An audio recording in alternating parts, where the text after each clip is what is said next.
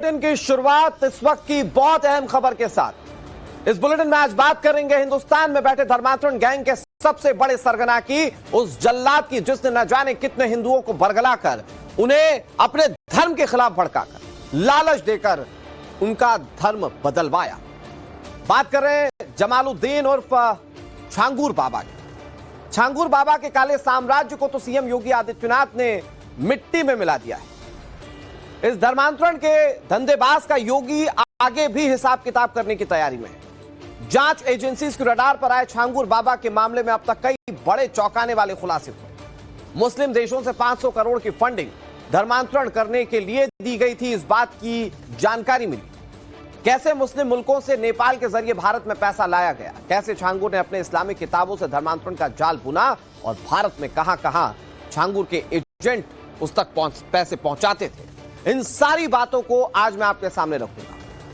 लेकिन सारी खबरें बताऊं उससे पहले सवाल यह कि छांगुर किसके इशारे पर भारत में धर्मांतरण की साजिश कर रहा था, विदेश में मास्टरमाइंड कौन है, ये सारी बातें अभी बड़े सवाल हैं और इन पर जवाब मिलना बाकी है। इन पर बात करें, लेकिन एक बड़ी खबर आ गई है। बड़ी खबर यह कि छांगुर बाबा के मामले में धर्मांतरण का कोड डिकोड हुआ है। लड़कियों के लिए प्रोजेक्ट कोड का इस्तेमाल किया जाता था। लड़कियों के धर्मांतरण के लिए मिट्टी पलटना, यह कोड इस्तेमाल किया जाता था। यूपी एटीएस की पूछताछ में यह बहुत बड़ी बात सामने आई। साथियों से बातचीत में छांगुर बाबा कोड का इस्तेमाल करता था। वैसे अगर मैं इसको बहुत आसान शब्दों में दर्शकों आपको समझाऊं तो आपने फिल्मों में देखा होगा कि जब कोई खुफिया मिशन पर होते हैं, या तो जांच एजेंसी होती है या आतंकी होते हैं या गलत काम करने वाले लोग होते हैं, बहुत खुफिया जब कोई चीज इस्तेमाल कर रहे होते हैं वो या मिशन पर होते हैं तो वो कोड वर्ड का इस्तेमाल करते हैं। और यही कोड वर्ड का इस्तेमाल तो छांगुर बाबा कर रहा था। अवैध धर्मांतरण का कोड डिकोड हुआ है, जो सूत्र बता रहे हैं। और ये कुछ कोड जो अभी शुरुआती तौर पर पता चले, लड़कियों को उनके कोड वर्ड में प्रोजेक्ट कहा जाता था। लड़कियों का धर्मांतरण होता था तो उसके लिए जिस कोड का इस्तेमाल किया जाता था उसको कहा जाता था मिट्टी पलटना। मतलब आम लफ्जों में अगर इसको कोई सुनेगा तो उसे लगेगा शायद आम बोलचाल की भाषा है, लेकिन इस आम बोलचाल की भाषा में बहुत बड़ा काम या बहुत बड़ी साजिश को अंजाम दे रहा था ये छांगुर बाबा। मैं कोड आपको एक बार फिर से बताता हूं। मिट्टी पलटने का मतलब होता था लड़कियों का धर्मांतरण और लड़कियों को कहा जाता था प्रोजेक्ट। मसलन मैं आपको अगर एग्जांपल के तौर पर बताऊं तो छांगुर बाबा अगर किसी लड़की को टारगेट कर रहा हो या उसके गुर्गे टारगेट कर रहे हो तो वो अपनी लैंग्वेज में बात करते होंगे कि उस प्रोजेक्ट पर ध्यान दीजिए। तो इस तरह के कोड वर्ड इस्तेमाल किए जाते थे और इससे पता चलता है कि कितने खुफिया तरीके से यह धर्मांतरण का रैकेट चल रहा था। हमारे साथ हमारे सहयोगी विनोद जुड़ गए। विनोद, कोडवर्ड का इस्तेमाल यानी कि यह बताता है कि कितने शातिराना तरीके से ये सारी चीजें छांगुर बाबा की ओर से की जाती थी। अभी कोडवर्ड पता चले, हो सकता है आने वाले समय में वो सारी कड़ियां भी जुड़ जाएं जहां ये पता चले कि कैसे फंडिंग होती थी और कैसे ये धर्मांतरण का पूरा जाल चलाया जाता। देखिए, अब बड़ी बात यह है कि खुद एटीएस ने इस बात को स्वीकार किया, इस बात को माना है कि ये जो पूरा नेटवर्क था पिछले 15 सालों से चल रहा था। आप समझिए उत्तर प्रदेश के बलरामपुर जिले की डेमोग्राफी, तो आपको बहुत सारी चीजें आसानी से बदल जाएंगी। वहां पे जो मुस्लिम आबादी है वो लगातार बढ़ रही है। आपने देखा होगा कि उत्तर प्रदेश के जो इलाके नेपाल बॉर्डर सटे हैं वहां की पूरी डेमोग्राफी पिछले 8-10 सालों में, पिछले 10-15 सालों में बदल सी रही है और इसके पीछे मकसद भी यही है कि वहां की डेमोग्राफी को चेंज करना। छांगुर बाबा जो है उतरौला के जिस इलाके में रहता था, मधेपुरा, वो इलाके में जो मुस्लिम कम्युनिटी की आबादी है वो लगातार बढ़ रही है। माना जा रहा है कि उसका मोटिव भी यही था कि धर्मांतरण के जरिए लोगों को जबरन जो है वो उनका धर्म परिवर्तन कराया जाए और वहां की पूरी डेमोग्राफी को जो है वो बदल दिया जाए। इसलिए बड़ी संख्या पे पिछले 15 सालों से ये काम हो रहा था। जो अभी तक जांच एजेंसियों को पता चला है, जो जानकारी मिली है, माना जा रहा है कि 500 से ज्यादा लोग जो थे वो पूरे नेटवर्क में शामिल थे। केवल छांगुर और नीतू रोहरा ही नहीं, उसके जैसे करीब 500 और एजेंट्स थे जो अलग अलग इलाकों में लोगों को धर्म परिवर्तन के लिए प्रेरित करते थे, उन्हें डराते थे, धमकाते थे, उन्हें लालच देते थे, उन्हें आर्थिक मदद करते थे। इसके अलावा एक नेटवर्क जो था वो लव जिहाद के लिए पर काम कर रहा था, जिसका बाकायदा रेट फिक्स था, जिसका खुलासा खुद एटीएस ने किया था। एसटीएफ चीफ एडीजी ने जिसके बारे में जानकारी दी थी कि बाकायदा रेट लिस्ट तय था, 16 लाख से लेकर 10 लाख तक अलग अलग धर्म, अलग जाति की लड़कियों के लिए किया जाता था। तो एक तरफ लव जिहाद के जरिए धर्म परिवर्तन हो रहा था, दूसरी तरफ जो गरीब लोग थे, लाचार लोग थे, असहाय लोग थे, मजदूर थे, उनको लालच दिया जाता था। तीसरी तरफ जो है जो मतलब इन दोनों के चक्कर नहीं पड़ता था। ऐसा हो गया कि एक मानो कोई कॉर्पोरेट कंपनी चला रहा हो ये छांगुर बाबा। टारगेट अलग थे, डिपार्टमेंट अलग अलग था, सबके पास टारगेट थे और लोग अपने अपने तरीके से काम करते थे। मतलब एक बाकायदा धर्मांतरण की फैक्ट्री वो चला रहा था, जो अभी तक की चीजें पता चली हैं। विनोद, मैं आपके पास आऊं, कुछ और इंपॉर्टेंट इंफॉर्मेशन अपने दर्शकों को दे देते हैं। दरअसल धर्मांतरण के सरगना छांगुर बाबा को लेकर कई बड़े खुलासे हुए, उनके बारे में मैं आपको बताने जा रहा हूं। जमालुद्दीन और छांगुर बाबा को बीते 3 साल से विदेशों से फंडिंग हो रही है। इस विदेशी फंडिंग की जांच अभी की जा रही है। बीते सालों में करीब 500 करोड़ रुपए की विदेशी फंडिंग हुई। 500 करोड़, 500 रुपए कोई ऐसे नहीं देता। 500 करोड़ की विदेशी फंडिंग हुई। किसने दी और क्यों दी, यह सवाल बड़ा है। इसमें अभी 200 करोड़ की फंडिंग का पता एजेंसी लगा चुकी है। बाकी 300 करोड़ रुपए का लेन देन नेपाल के जरिए हुआ, जो बात सामने है। फंडिंग के लिए काठमांडू के अलावा नेपाल के सीमावर्ती जिले नवल परासी, रूपंदेही और बांके में 100 बैंक खाते खुलवाए गए। इन बैंक खातों में हिंदुओं का धर्मांतरण कराने के लिए मोटी रकम भेजी जाती। सुरक्षा एजेंसी के सूत्रों की माने तो छांगुर के नेटवर्क से जुड़े लोग पहले विदेश से नेपाल के अलग अलग बैंक खातों में रकम ट्रांसफर करवाया करते थे। वहां रकम निकालकर भारत पहुंचाया जाता था, यानी कि नेपाल में करेंसी निकाली जाती थी और फिर भारत पहुंचती। बहराइच, श्रावस्ती, बलरामपुर, सिद्धार्थनगर, लखीमपुर खीरी, महाराजगंज, यहां पर मनी एक्सचेंजर बैठे हुए थे। ये भारतीय मुद्रा में नेपाल से आए पैसों को बदलवाते थे। नेपाल से रकम लाने में बिहार के मधुबनी, सीतामढ़ी, पूर्णिया, किशनगंज, पूर्वी और पश्चिमी चंपारण, सुपौल, यहां के जो लोकल लोग होते थे या यहां के जो छांगुर बाबा के गुर्गे होते थे, वो उसकी मदद करते। एजेंट्स जो होते थे वो 4 से 5% कमीशन पर नेपाल के बैंक खातों से पैसे निकालकर सीधे छांगुर के अकाउंट में पहुंचा देते। इसके साथ ही छांगुर को बड़ी मात्रा में फंडिंग हुई और इसकी डिटेल अभी एटीएस के पास नहीं है। दूसरी सुरक्षा एजेंसीज के पास वो डिटेल नहीं है और इसको लेकर अभी जानकारी इकट्ठा की जा रही है। उत्तर प्रदेश के बलरामपुर में चल रहे अवैध धर्मांतरण के खेल में 500 करोड़ के मनी ट्रेल की कहानी सामने आई है। कहा जा रहा है कि इसमें तो 200 करोड़ रुपए की विदेशी फंडिंग धर्मांतरण के लिए हुई है और यह भी दावा किया जा रहा है कि इस 200 करोड़ का बकायदा हिसाब किताब जांच एजेंसियों ने जुटा लिया है। बाकी बचे 300 करोड़ का भी डेटा जांच एजेंसियों के पास मौजूद है। कहा जा रहा है कि इसके लिए नेपाल का सहारा लिया गया, जो पड़ोसी मुल्क है नेपाल, वहां के जिलों में जो है अकाउंट्स खुलवाए गए। 100 से ज्यादा ऐसे अकाउंट है जो रूपंदेही, बांका और नवलपरासी के जिलों में है। ये तीनों जिले जो है वो नेपाल के हैं और बलरामपुर से सटे हुए जिले हैं। यहाँ पर अकाउंट्स खुलवाए गए। कहा गया कि यहाँ पर इन अकाउंट्स में फॉरेन फंडिंग्स मंगाई गई और फिर उसे निकाल कर वहां से कैश जो है वो जमालुद्दीन उर्फ छांगुर को पहुंचाया गया, क्योंकि इस पूरे अवैध धर्मांतरण का जो मास्टरमाइंड है वो जमालुद्दीन उर्फ छांगुर है। पिछले 15 सालों से ये बलरामपुर के उस इलाके में धर्मांतरण का खेल खेल का है।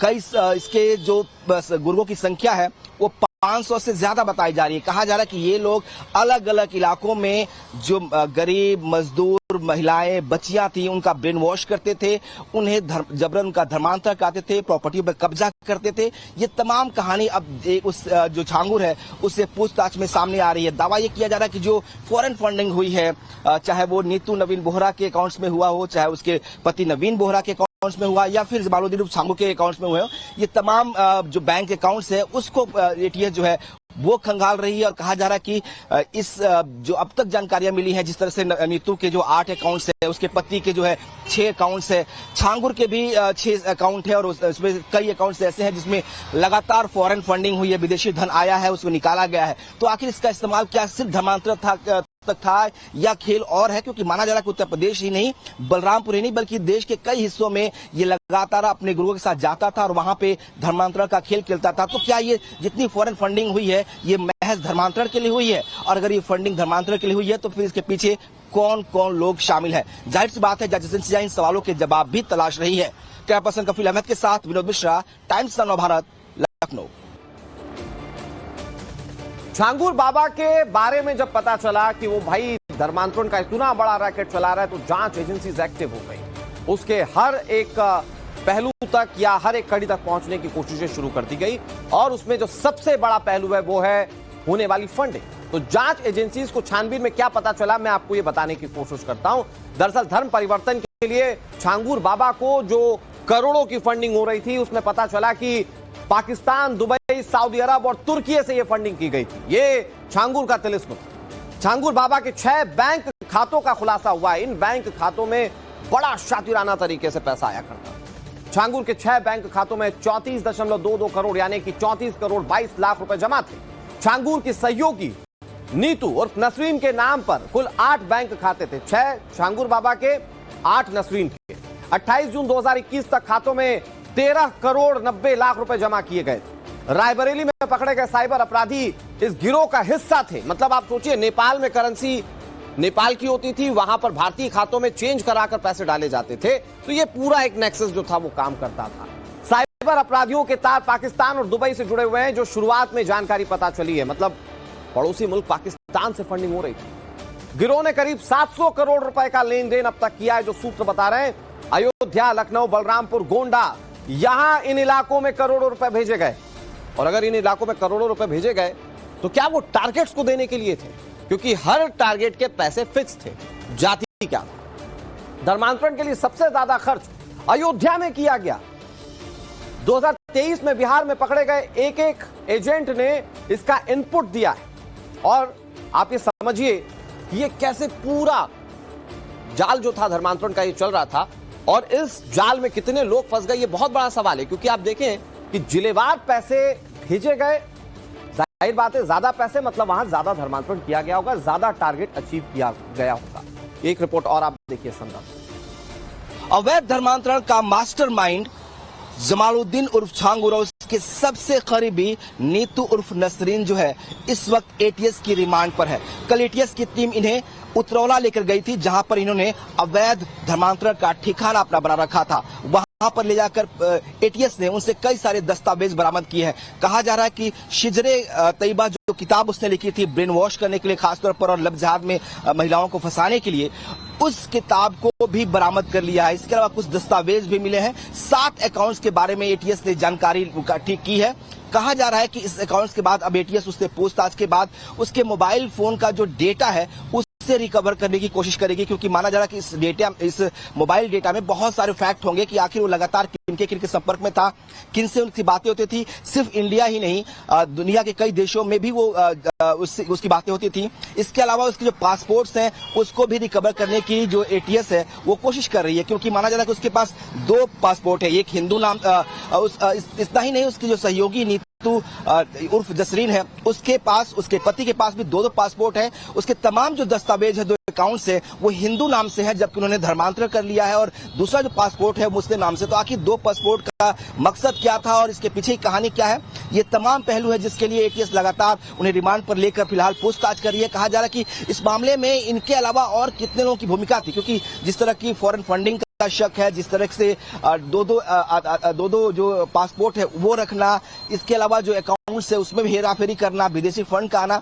ये तमाम पहलू है जिसके लिए पुलिस जांच कर रही है। खबर ये भी है कि उसने बकायदा एक टास्क फोर्स बना रखा था। 50 युवाओं की ये फोर्स थी जो लगातार अलग इलाकों में लोगों का ब्रेन वॉश करने के लिए, उनको धर्मांतरित करने के लिए और जबरन जो है संपत्तियों पर कब्जा करती थी। तो ये तमाम जो फैक्ट्स है इसको कोलैबोरेट करने के लिए ही एटीएस जो है उनको रिमांड पर रखी हुई है और उनसे पूछताछ कर हर पहलू और हर तार को जोड़ रही है। कैमरा पर्सन कफील अहमद के साथ विनोद मिश्रा, टाइम्स नव भारत, लखनऊ। और इससे जुड़ी एक और बड़ी खबर आपको बता दें, एटीएस को शिजर तैयबा किताब मिली है। सूत्रों के हवाले से यह जानकारी मैं आपको बता रहा हूं। छांगुर के बताए ठिकाने पर यह किताब मिली। यह किताब क्या करती थी मैं आपको यह बताता हूं। यह किताब जो खुद छांगुर बाबा छपवाता था, इसके जरिए वो धर्मांतरण किया करता था। इस किताब के जरिए वो ब्रेन वॉश किया करता था। ये किताब उसने खुद छपवाई थी और इसमें वो मैनिपुलेट किया करता था लोगों को। इससे धर्मांतरण की साजिश को बढ़ावा मिलता था। ये छांगुर बाबा मतलब साम दाम दंड भेद, हर एक तरीका जिससे कि वो धर्मांतरण कर पाए। पैसा तो पैसा, अगर डरा कर काम हो रहा है तो डरा कर, ब्रेन वॉश करके काम हो रहा है तो ब्रेन वॉश करके, मतलब हर एक तरीका था जिसके जरिए छांगुर बाबा लोगों का धर्मांतरण किया करता था। और इसके लिए वो बाकायदा रिसर्च करवाकर ऐसे लोगों को ढूंढता था जो दबे कुचले हो और फिर उनका धर्मांतरण किया जाता था। हमारे साथ हमारे सहयोगी उनका रुख करें, लेकिन अभी आपको एक ऑफिशियल स्टेटमेंट बताते हैं। अमिताभ यश ने इस मामले को लेकर क्या कहा, वो सुनिए। जमालुद्दीन और छांगुर बाबा की गतिविधियों के संबंध में मुकदमा एटीएस में पंजीकृत किया गया था। 5 जुलाई को छांगुर बाबा और जमालुद्दीन और उसके प्रमुख सहयोगी नीतू उर्फ नसरीन की गिरफ्तारी की गई थी।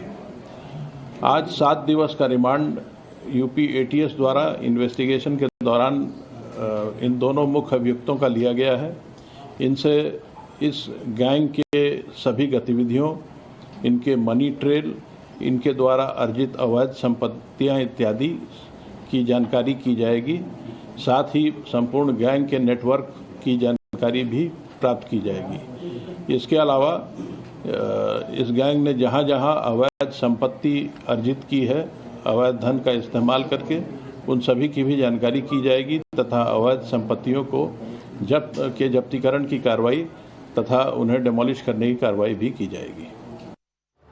UP ADG law and order Amitabh Yash को आपने सुना। वो इस पूरे मामले को बहुत करीब से मॉनिटर कर रहे हैं और उन्होंने क्या जानकारी दी वो हमने आपको सुनाया। लेकिन अब तक जो जांच हुई इसमें बहुत सारे चौंकाने वाली बात सामने आई, जैसे कि छांगुर ने करीब 4000 लोगों का धर्म परिवर्तन कराया था। इक्का दुक्का नहीं, 4000 लोग, यानी कि सालों से जो फैक्ट्री चल रही थी उसमें 4000 लोग शिकार बन गए। 1500 महिलाएं थी इसमें, और हो सकता है कि उसमें कई सारी भ्रम जाल में भी फंसी हो, प्यार के जाल में भी फंसी। जांच एजेंसीज के मुताबिक खुद के बनाए इस्लामिक लिटरेचर के जरिए छांगुर धर्मांतरण को बढ़ावा दे रहा था। हिंदुओं का ब्रेन वॉश करने के लिए धर्मांतरण, हिंद इस्लाम, इस्लाम की राह की कितनों का इस्तेमाल होता था, माफ कीजिएगा किताबों का इस्तेमाल होता था। इसके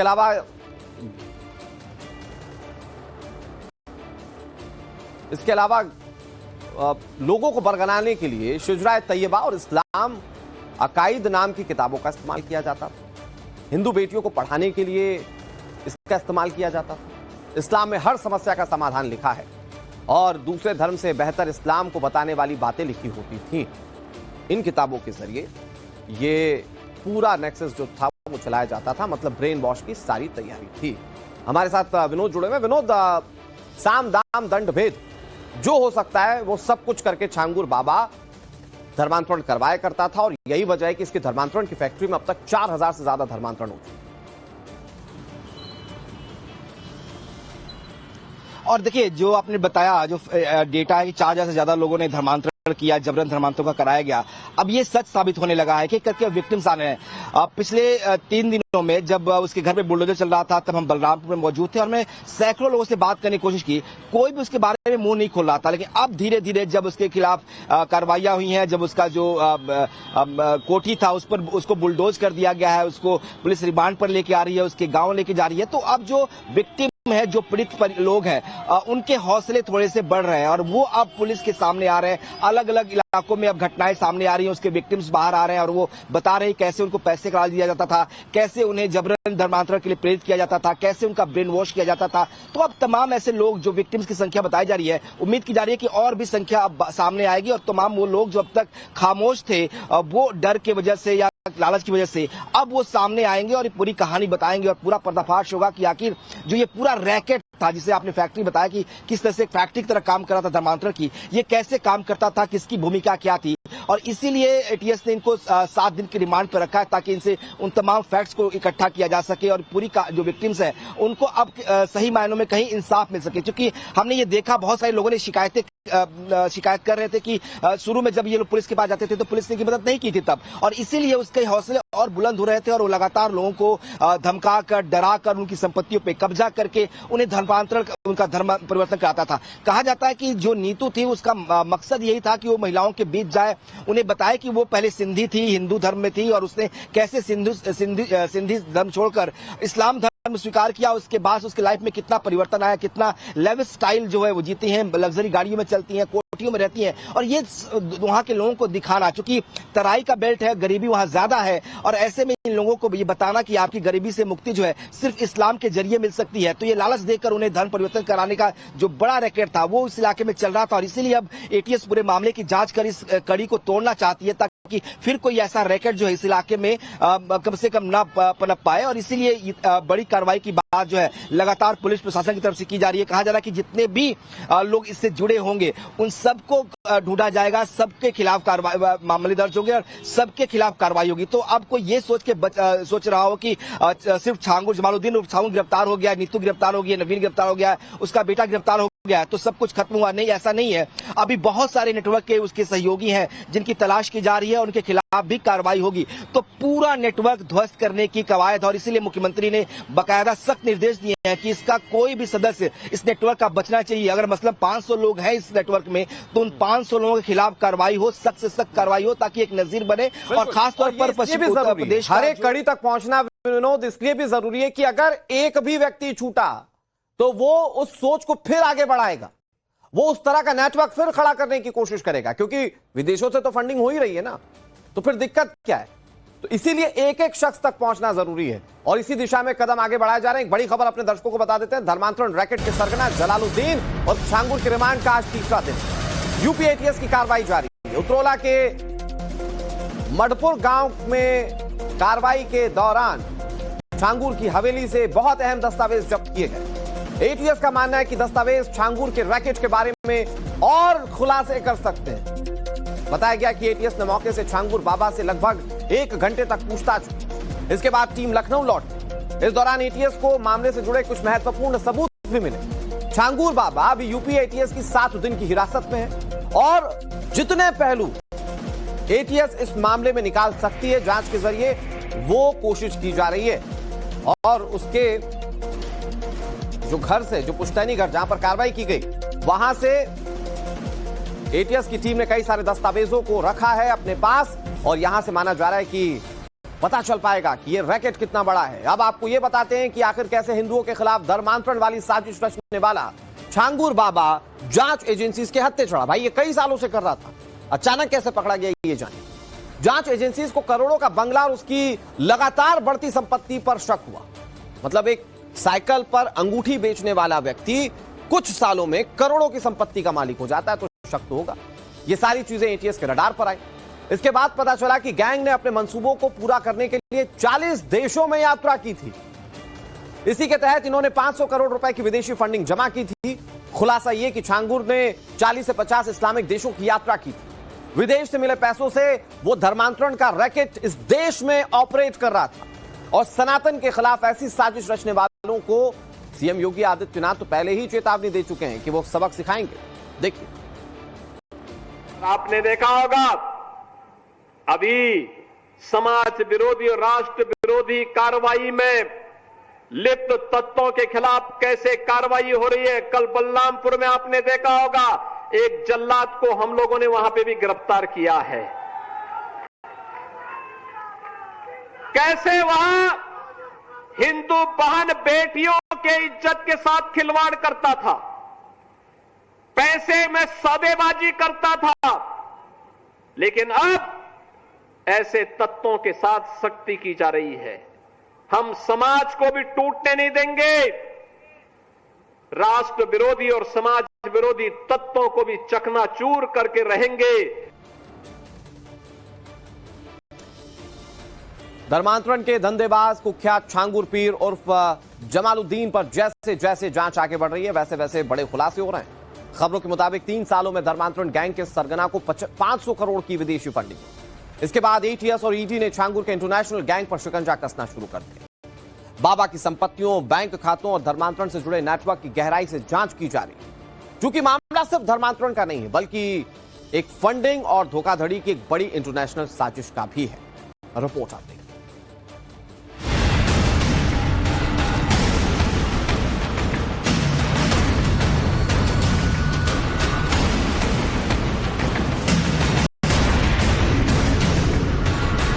उत्तर प्रदेश में उसका ख्याल रखने के लिए हमारे योगी काफी है।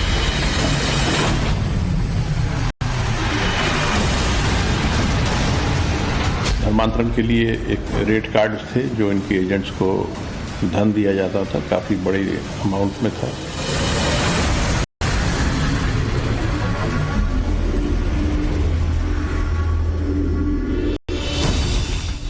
उम्र कोई 78 साल, पकी हुई दाढ़ी, फकीरों वाला लिबास और पीर वाली पहचान, लेकिन हकीकत में छांगुर निकला धर्मांतरण का सबसे बड़ा धंधेबाज।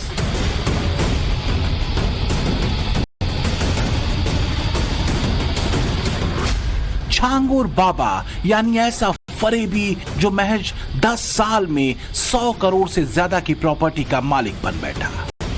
आज उसी छांगुर और जमालुद्दीन का मायालोक देखकर पूरी दुनिया हैरान है, क्योंकि इस मायालोक में अकूत दौलत है, लड़की है, लग्जरी लाइफ है और विदेशी चोर भी है। सवाल यही है कि छांगुर के पास मिला मोटा माल किसका है? छांगुर बाबा ने ये मायालोक कैसे बनाया? साइकिल पर एक नग बेचने वाला पाखंडी मर्सिडीज तक कैसे पहुंच गया? कभी मजार पर सोने वाला अपनी कोठी में अरबी घोड़ा और जर्मन शेफर्ड डॉग कैसे पालने लगा? आज टाइम्स नाउ नवभारत पर हिंदुस्तान में धर्मांतरण के इस सरगना की पूरी कुंडली खुलेगी। ईडी और यूपी एटीएस अपनी जांच में छांगुर बाबा के हर तिलस्म को एक एक कर धराशायी करती जा रही है। सुरक्षा एजेंसियों को जांच में जो जानकारी मिली है वो बेहद चौंकाने वाली है। खबरों के मुताबिक जमालुद्दीन और छांगुर बाबा को बीते